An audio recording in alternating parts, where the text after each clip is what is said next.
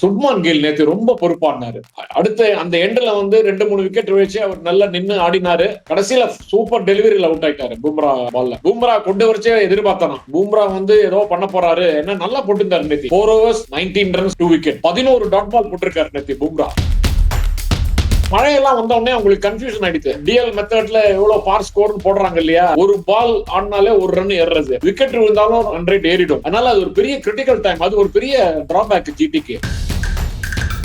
But 15 ரன்ங்கிறது ஓரளவுக்கு achieve பண்ண முடிய டார்கெட்டா வந்துருது. ஒன்லி திங் அவர் கரண் சர்மா யூஸ் பண்ணிருக்கலாம். இந்த சீசன் கரண் சர்மா நல்லா போட்டு இருக்காரு. நேற்று கூட நல்லா 2 ஓவர்ஸ்ல 13 ரன் தான் கொடுத்தாரு நினைக்கிறேன். சோ அதை பண்ணிருக்கலாம். அதான் ஒன்லி ஆப்ஷன் அவருக்கு. இவருக்கு வந்து நம்பிக்கை இல்ல. கடைசியில பாருங்க, விடான்ல ஃபீல் பண்ணவர் ஹர்திக் பாண்டியா தான். அவர் ஒரு நல்ல ஃபீல்டர். அவரால் அந்த த்ரோ அடிக்க முடியல பாருங்க. மும்பை இந்தியன்ஸ்க்கு குவாலிஃபை ஆகுதுங்கிறது அவ்வளவு ஈஸியான விஷயம் இல்ல. பட் முடியாது அப்படின்னு சொல்ல முடியாது. ஏன்னா அவங்களுக்கு இருக்கிற ஒரு experience, team support, management support எல்லாமே பார்த்தா ஓரளவுக்கு ஒரு மேட்ச் ஜெயிச்சா கூட சான்சஸ் இருக்கு அவங்களுக்கு. Periyar Maniammai institute of science and technology, Thanjavur. Mechanical engineering with specialisation in energy engineering, robotics and industrial automation. பிரியாணின்னு நினைச்சா அது நம்ம தொப்பி வாப்பா பிரியாணி தான். வேர்ல்ட் கிளாஸ் டேஸ்ட், உலகத்தரம் வாய்ந்த சுவையில் உன்னதமான பங்களிப்பு. சம்மர் ஹாலிடேஸ் வந்தாச்சு, நம்ம ஜிடி ஹாலிடேஸும் வந்தாச்சு. GT holidays, South India's number 1 travel brand. Sir வணக்கம் சார். வணக்கம் பிராங்க்லின். சார் நேத்து மும்பை vs ஜிடி எப்படி இருக்க போகுதுன்னு பேசினப்ப ரொம்ப டஃபா இருக்க போகுது மும்பைக்கு அப்படின்னு சொல்லியிருந்தோம். அதுதான் நேத்து நடந்தது. ஜிடி கையில இருந்த மேட்ச மும்பை புடிங்கி எடுத்தாங்க. கடைசியில மும்பைட்ட இருந்த அந்த ஜிடி திருப்பி கடைசி ஓவர்ல புடுங்கிட்டாங்க. நேத்து மேட்ச் எப்படி இருந்துச்சு சார் மொத்தமா? நம்ம நேத்து பேசினோம்.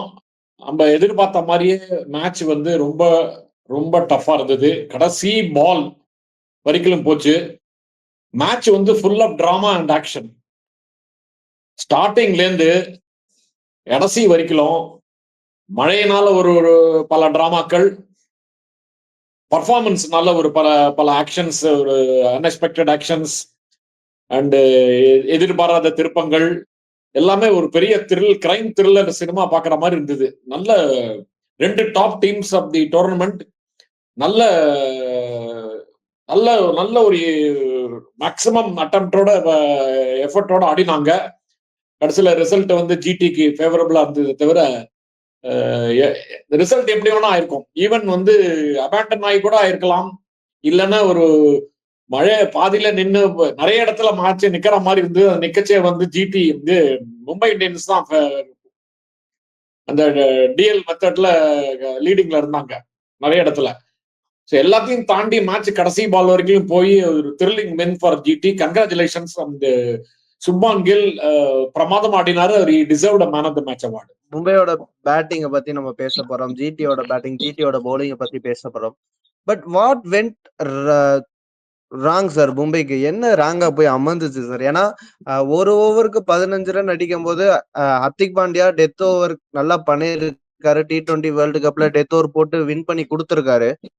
Deepak sir power play bowler நம்ம எல்லாருக்கும் தெரியும். சோ அப்படி இருக்கும்போது ஏன் ஹர்திக் பாண்டியா போடாம தீபக் சாருக்கு கொடுத்ததுன்னு ஒரு மிஸ்டேக்கா பார்க்கப்படுது? இல்ல, அவர் வந்து நேத்தி வந்து ஹர்திக் பாண்டியாவோட டே இல்ல. பேட்டிங்ல ஃபெயிலியர். அவருக்கு ஸ்டார்ட்டே கிடைக்கல. சீக்கிரமா அவுட் ஆயிட்டாரு.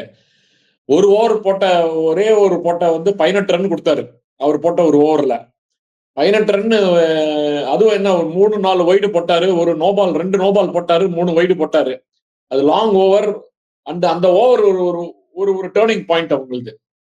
ஜிடிக்கு 18 ரன் இவர் ஹர்திக் பாண்டியா ஓவர்ல கொடுத்தது வந்து ஒரு டேர்னிங் பாயிண்ட். இன்னொரு டேர்னிங் பாயிண்ட் வந்து ஜாக் வில். அவர் வந்து முதல்ல 3 டாட் பால் போட்டுட்டு கடைசி 2 பால்ல சிக்ஸர் கொடுத்ததுனால அந்த நேரத்திலயும் அது ஜிடிக்கு ஃபேவரபிளா போயிடுது. சோ அது என்ன நினைச்சிருக்காருன்னா, ஹர்திக் பாண்டியா நமக்கு இன்னைக்கு நாள் சரியில்லை அப்படிங்கறத நினைச்சிட்டாரு. அவருக்கு கான்பிடன்ஸ் போயிடுது. ஒரு கேப்டனா ஒரு நம்பிக்கை இல்லாம அந்த கடைசி ஓவர் போட்டிருந்தாருன்னா இதை விட இன்னும் மோசமா கூட இருந்திருக்கலாம். அந்த நம்பிக்கையில அவரு ஓகே, நீங்க சொன்ன மாதிரி தீபக் சஹார் வந்து ஒரு பவர் பிளே போலர். எண்ட் ஓவர்ஸ்ல அவர் போடுறது வந்து ரொம்ப இது கிடையாது. பட் இருக்கிற ஃபாஸ்ட் பால் எல்லாத்தையும் எக்ஸாஸ்ட் பண்ணிட்டாரு. இந்த மேட்ச் இவ்வளவு கடைசி ஓவர் வரைக்கும் வந்ததுக்கு காரணமே முன்னாடியே பும்ராவை, போல்ட்ட, அஸ்வினி குமார் நல்லா போட்டு இந்த அஸ்வினி குமார் எல்லாரையும் போட்டு அவர் எக்ஸாஸ்ட் பண்ணிட்டாரு. அவர் நினைச்சாரு கடைசி ஓவர்ல வந்து 18 ரன் 20 ரன்னுக்கு மேல வரும் ஆஸ்கிங் இது ரன் அப்படின்னு நினைச்சார் போல இருக்கு. பட் 15 ரன்ங்கிறது ஓரளவுக்கு அச்சீவ் பண்ண முடிய டார்கெட்டா வந்துருது. ஒன்லி திங் அவர் கரண் சர்மா யூஸ் பண்ணிருக்கலாம். இந்த சீசன் கரண் சர்மா நல்லா போட்டு இருக்காரு. நேற்று கூட நல்லா இருப்பான். 2 ஓவர்ஸ்ல 13 ரன் தான் கொடுத்தாரு நினைக்கிறேன். சோ அதை பண்ணிருக்கலாம். அதான் ஒன்லி ஆப்ஷன் அவருக்கு. இவருக்கு வந்து நம்பிக்கை இல்லை. கடைசியில பாருங்க அந்த லாஸ்ட் பால்ல டிஃபீட் தோல்வி அடைஞ்சாங்களே, அப்ப யாரு கடைசி ரன் அவுட் சான்ஸ் இருந்தது. அது யாரு ரன் அவுட்டுக்கு சான்ஸ் யாரு மிடான்ல ஃபீல் பண்ணவர்? ஹர்திக் பாண்டியா தான். அவர் ஒரு நல்ல ஃபீல்டர். அவரால் அந்த த்ரோவை அடிக்க முடியல பாருங்க. அதான் அன்னைக்கு டே அவருக்கு அந்த டே சரியில்லை. அவருக்கு வந்து ஃபார்ம் எதுவுமே எந்த பவுலிங் பேட்டிங் ஃபீல்டிங் எதுலையுமே அவருக்கு ஃபார்ம் இல்லைங்கிறது தீர்மானமா தெரிஞ்சிருச்சு நேத்தி. ஸோ அவரு தப்புன்னு சொல்ல மாட்டேன். தீபக் சஹார் 15 ரன் ஓரளவுக்கு டிஃபெண்ட் பண்ணி போடக்கூடிய கெப்பாசிட்டி இருக்கிற போலர் தான். பட் நேத்தி அது கடைசியில அப்படி மாறி போச்சு. அவ்வளவுதான். வேற அது வந்து ஒரு பெரிய ஒரு டாக்டிக்கல் எரர்ங்கிறத நான் ஒத்துக்க மாட்டேன். இது இன்னும் 2 மேட்சுமே மும்பைக்கு வந்து ஒரு மிகப்பெரிய கஷ்டமான மேட்சா இருக்க போது. DC versus Punjab. Next Punjab ஆடுறாங்க, அடுத்து டிசி ஆடுறாங்க. இந்த தோல்வி மும்பையோட பிளே ஆஃப்க்கு ஏதாச்சும் பாதிப்பு ஏற்படுமா? ஏன்னா அடுத்த 2 மேட்ச் அவங்க முக்கியமான டீம் கூட ஆட போறாங்க. சோ அப்படி இருக்கும்போது மும்பை பிளே ஆஃப்க்கு போறது ஒரு கஷ்டமா இருக்கிற வாய்ப்பு எதுவும் இருக்கா? ஆமா, நேத்து ரிசல்ட் வந்து இவ்வளவு க்ளோஸா போய் அது ஒரு டிஸ்ஹார்டனிங் ரிசல்ட்னு சொல்லுவாங்க. இந்த மாதிரி லாஸ்ட் பால்ல நல்லா நிறைய நேரத்துல ஜெயிக்கிற சிச்சுவேஷன்ல இருந்து கடைசி ஓவருக்கு வந்து கடைசி பாலுக்கு வந்து அதுல வந்து அதுவும் அந்த கடைசி பால்ல கூட டை பண்ணிருக்கலாம். அந்த த்ரோவை கரெக்டா அடிச்சு ரன் அவுட் பண்ணிருந்தா ஒரு பிளே சூப்பர் ஓவருக்கு வந்திருக்கலாம். அந்த மாதிரி சிச்சுவேஷன்ல டிஃபீட் ஆனால அவங்களுக்கு ஒரு டீமுக்கு ஒரு மொரால் வந்து ரொம்ப கொஞ்சம் இதுவாயிருக்கும். ரொம்ப கஷ்டமா இருந்திருக்கும். அதெல்லாம் தாண்டி வரணும். நல்ல எக்ஸ்பீரியன்ஸ் டீமு. நல்ல இந்த வாட்டி பர்ஃபார்ம் 5-6 மேட்சா நல்லா பர்ஃபார்ம் பண்ணி 6 மேட்சா நல்லா பர்ஃபார்ம் பண்ணிருக்காங்க. நேற்று நம்ம பேசணும். ஒரு 6 மேட்ச் சேர்ந்தா போல தொடர்ந்து ஜெயிக்கிறதுங்கிறது பெரிய விஷயம். அதை பண்ணாங்க. 7வது மேட்ச் ஜெயிக்க முடியுமா அப்படிங்கறது நம்மளுக்கு கொஞ்சம் சந்தேகமா தான் சொன்னோம். அதுவும் ஜிடி மாதிரி ஒரு நல்ல டீம் மோதுறாங்க. அதனால ரிசல்ட் வந்து எப்படி வேணா போகலாம் அப்படின்னு நம்ம பேசியிருந்தோம். அதே மாதிரி தான் ஆயிருக்கு. ஆனா அதே மாதிரி இன்னும் மாதிரி பார்த்தாங்கன்னா இதை வந்து ஒரு இதுவா எடுத்துக்கலாம். வேக்கப் கால் அப்படின்னுவாங்களே. இந்த ஒரு டிஃபீட் வந்து அவங்களுக்கு வந்து இன்னும் நல்ல உறுதியை கொடுத்துருக்கலாம். அதுவும் senior players like Rohit Sharma, Hardik Pandya captain, then SKY, இவங்களுக்கெல்லாம் இன்னொரு அதிவேகத்தை கொடுத்துருக்கலாம், உத்வேகத்தை கொடுத்துருக்கலாம். அத மாதிரி ஆகிறதுக்கு சான்ஸ் இருக்கு. அது எப்படி ஆகுங்கிறது நம்ம மேட்ச் இந்த particularly next match Punjab kings very tough match. அவங்க top of the table number 2ல இருக்காங்க அண்ட் 3ல இருக்காங்க. நல்லா ஆடிட்டு இருக்காங்க. அவங்க பேட்டிங் ரொம்ப ஸ்ட்ராங்கா இருக்கு. போலிங்கும் நல்லா போட ஆரம்பிச்சிட்டாங்க. அவங்க வந்து அதனால அவங்களோட ஆடுறது சாதாரண விஷயம் இல்லை. அது வந்து ஒரு கஷ்டமான மேட்ச் தான் அவங்களுக்கு. ஸோ மும்பை இந்தியன்ஸ்க்கு குவாலிஃபை ஆகுதுங்கிறது அவ்வளவு ஈஸியான விஷயம் இல்லை. பட் முடியாது அப்படின்னு சொல்ல முடியாது. ஏன்னா அவங்களுக்கு இருக்கிற ஒரு மொமெண்டம், அவங்களுக்கு இருக்கிற ஒரு experience and team support, management support எல்லாமே பார்த்தா ஓரளவுக்கு ஒரு மேட்ச் ஜெயிச்சா கூட சான்சஸ் இருக்கு அவங்களுக்கு. நேற்று ஆடுற வரைக்கும் பார்த்தோம்னா ஒரு 75% அவங்களுக்கு குவாலிஃபிகேஷன் சான்ஸ் இருக்குன்னு ஒரு 10% கம்மியா எடுத்துன்னு தான் சொல்ல முடியும். But they are very much in the reckoning. அதை பத்தி டவுட்டே இல்லை. சார் கடைசியா ஜிடிஏ பத்தி பேசியாகணும்னு நினைக்கிறேன். ஏன்னா அந்த டாப் 3 பிளேயர்ஸ் வந்து அவங்களுக்கு கன்சிஸ்டண்டா இந்த வருஷம் ஆடிக்கிட்டு இருக்க போது, நேத்து அந்த சாய் சுதர்சனோட விக்கெட் விழுகவும் பட்லர் விக்கெட் விழுகவும் 160 ரன் சேஸ் பண்ணவே திணறினா மிடில் ஆர்டர் ரொம்ப கஷ்டப்பட்ட மாதிரி இருந்துச்சு. இது பிளே ஆஃப்க்கு போகும்போது எவ்வளவு ஒரு ஆபத்தா முடிய வாய்ப்பு இருக்கு சார் ஜிடிக்கு? இல்ல, சாய் சுந்தர் ஒரு ஆட் ஃபெயிலியர் நேத்தி. அது சாய் சுதர்ஷன். அதனால அதை வந்து பெரிய சீரியஸா எடுத்துக்கூடாது.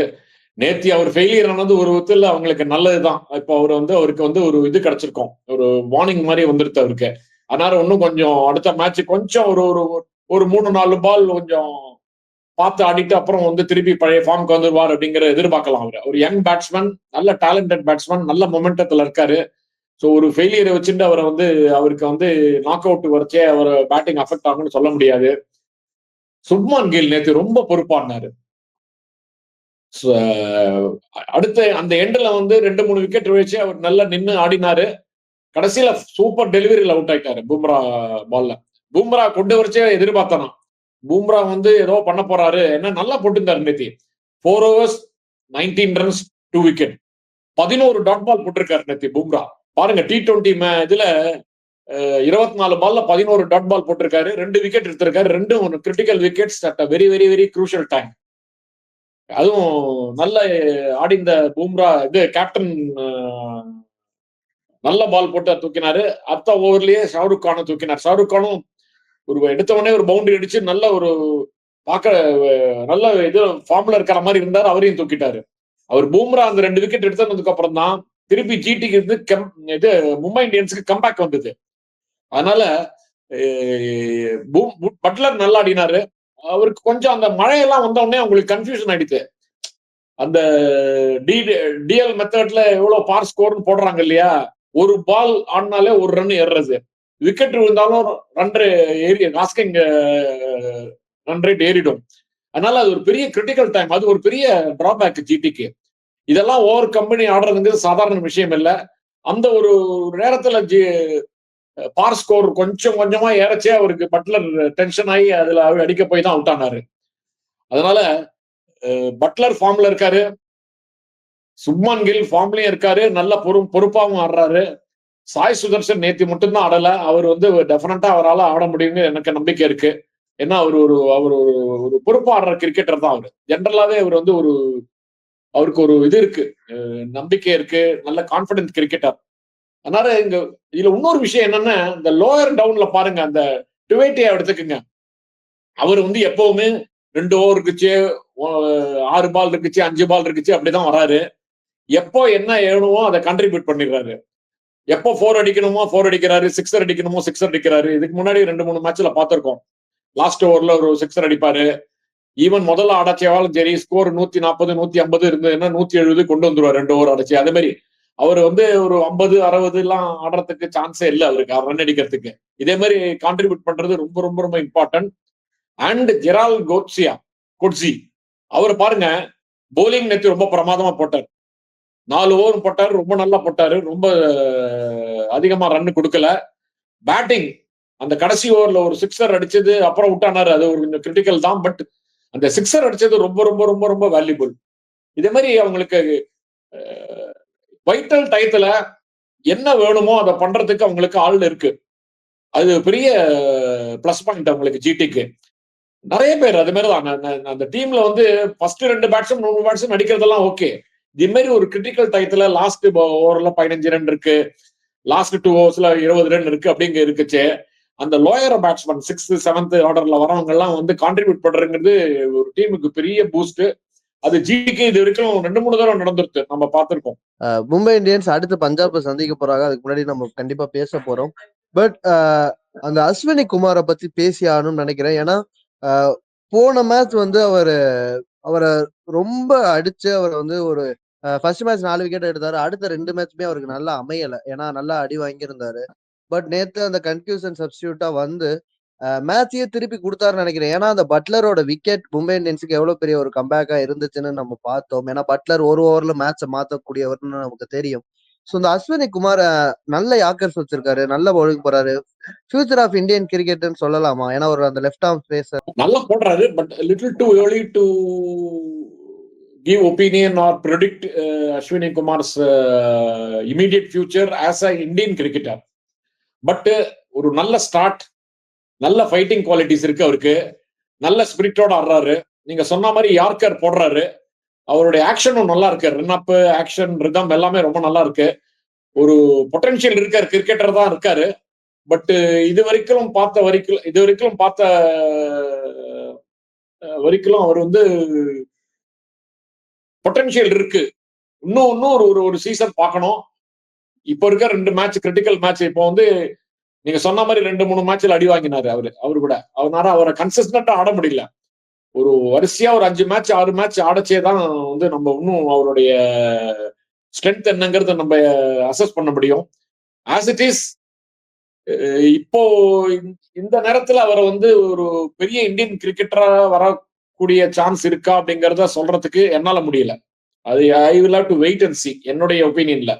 Sir thank you so much sir. நம்ம அடுத்தடுத்த இன்டர்வியூல இன்னைக்கு முக்கியமா சென்னை கொல்கத்தா மேட்ச் இருக்கு, அதை முடிச்சுட்டு பேசலாம் சார். நேரத்துக்கு ரொம்ப நன்றி. Periyar Maniamma Institute of Science and Technology, Tanjavur. Mechanical engineering with specialization in energy engineering, robotics and industrial automation. பிரியாணின்னு நினைச்சா அது நம்ம தொப்பி வாப்பா பிரியாணி தான். வேர்ல்ட் கிளாஸ் டேஸ்ட், உலகத்தரம் வாய்ந்த சுவையில் உன்னதமான பங்களிப்பு. சம்மர் ஹாலிடேஸ் வந்தாச்சு, நம்ம ஜிடி ஹாலிடேஸும் வந்தாச்சு. GT holidays, South India's number 1 travel brand.